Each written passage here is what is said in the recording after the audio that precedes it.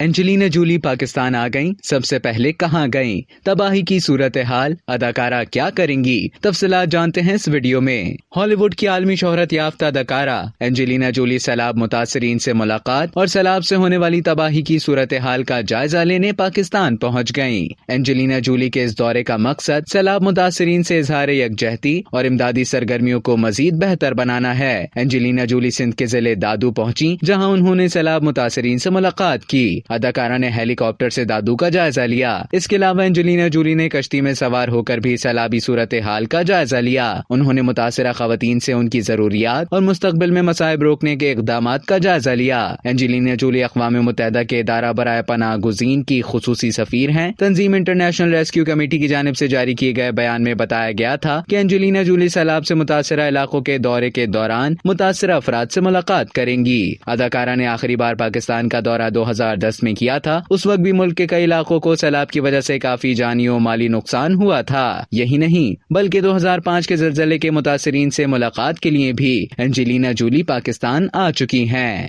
اب تک کے لیے اتنا ہی۔ مزید خبروں اور نیوز اپڈیٹس کے لیے ڈیلی جنگ کے YouTube چینل کو سبسکرائب کریں اور فیس بک کے پیج کو لائک کرنا نہ بھولیں۔